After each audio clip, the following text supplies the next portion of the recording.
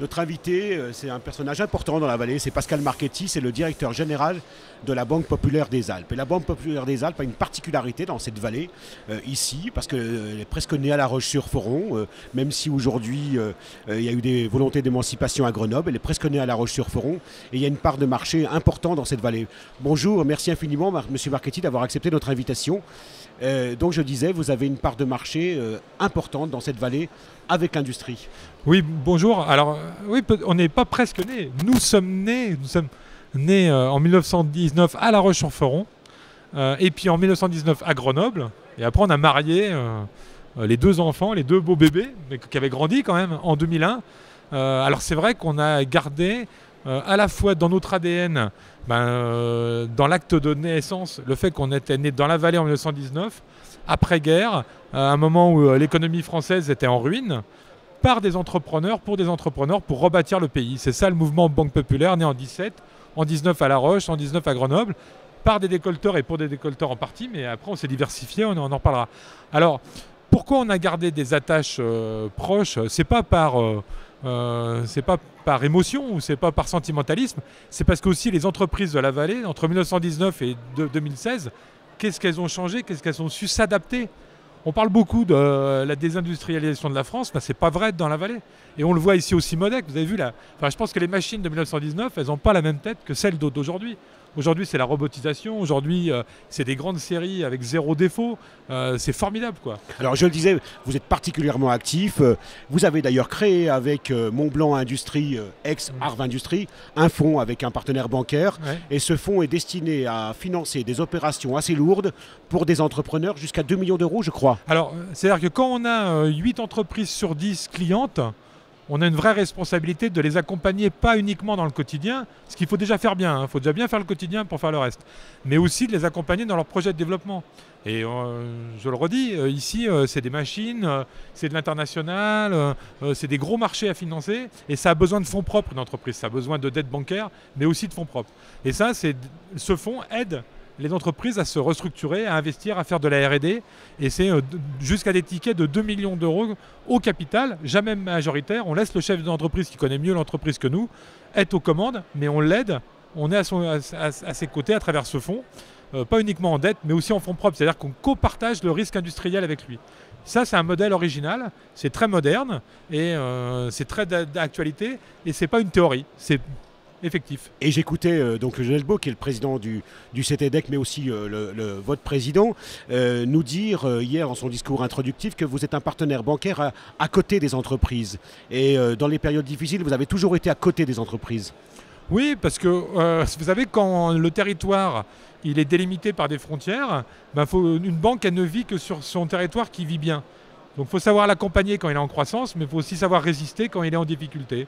Voilà, donc nos destins sont liés, sont réellement liés, avec nos différences, mais les différences, c'est des additions et pas des soustractions. Alors ici, on a des entrepreneurs, ils sont aussi passionnés de montagne, et j'allais dire la Banque Populaire aussi. Et il y a presque un ADN commun, parce qu'avec la montagne, vous avez une véritable histoire aussi. Oui, alors c'est vrai que la Banque Populaire a un grand territoire, mais elle a quand même 2 grands cœurs. Un cœur qui est de l'industrie et le deuxième cœur, c'est la montagne. C'est la neige, c'est 25% de notre activité, c'est plus de 30 agences au-dessus de 1000 mètres. Voilà, donc on vit au rythme de la saison. On est présent dans les remontées mécaniques, dans les ski shops, dans les restaurants, dans les hôtels. On participe aussi au capital à travers des foncières pour rénover l'habitat, pour faire émerger de nouveaux lits. C'est vraiment pour nous, alors il faut être skieur quand on est à la Banque Populaire des Alpes, on est des très bons skieurs, on a des bons partenaires aussi avec les ESF, mais c'est vraiment le deuxième cœur de la banque. Voilà, on est une entreprise avec 2 cœurs, c'est un avantage, hein, c'est un hybride, et c'est vrai que c'est très important. Là, la saison se passe pas trop mal, elle a mal démarré, mais là, il y a de la neige, il y a du soleil, il y a un planning scolaire intéressant. Ça devrait le faire, comme on dit. Alors, il y a quelque chose aussi que j'ai repéré sur votre site qui m'a beaucoup plu, c'est que vous avez lancé le premier site participatif, vous, une banque, à destination de projets 100% alpins, Cocorico. Oui, alors voilà. On est une banque coopérative. Une banque coopérative, à la base, elle a été créée sur une idée simple, c'était de mettre de l'épargne de certaines personnes au profit de projets d'autres qui avaient besoin d'argent. Et en fin de compte, 100 ans après, on nous parle du crowdfunding.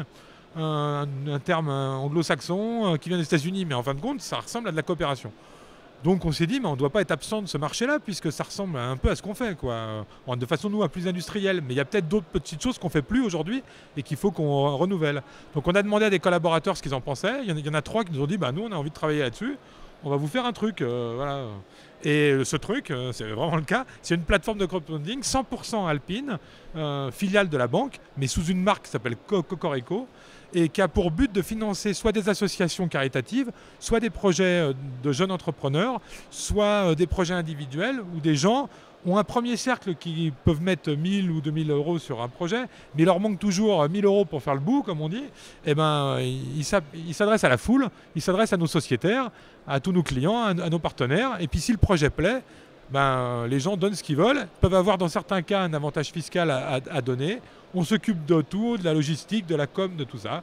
Voilà, et ça démarre bien. On a déjà financé 10 projets, on a 10 en cours. C'est bien. Alors, pour terminer, une toute dernière question. Vous avez, depuis 2 jours, j'ai vu que vous étiez particulièrement actif sur cette édition du Simonec 2016. Il y a des belles choses, des carnets de commandes a priori plutôt bien remplis. On est plutôt dans une belle édition. Je vais relever les compteurs, comme on dit. Non, mais je ne vais pas mettre la pression à mes équipes. J'ai l'impression qu'il y a beaucoup de monde. Ce qui est frappant, c'est que tous les 2 ans, mais d'édition en édition, on voit une technicité qui augmente de façon vertigineuse et on voit beaucoup plus de robots là. Hein. On sent que la robotisation arrive, on voit les imprimantes 3D aussi, ça reste encore discret, mais voilà, donc on sent vraiment un bon mouvement et c'est un bon rendez-vous pour sentir une forme d'optimisme quand même dans cet environnement qui est toujours très assombri par certains médias ou par certaines personnes qui ont envie peut-être de rendre les choses sombres. Là, je trouve qu'il y a de l'optimisme, mais il y a surtout de l'envie. Et il y a surtout d'envie d'aller de l'avant et d'entreprendre. Et ça, c'est positif. Merci infiniment Pascal Marchetti, directeur général de la Banque Populaire des Alpes. Merci pour ce message d'espoir. Et vous pouvez nous retrouver sur cradios.fr. Merci.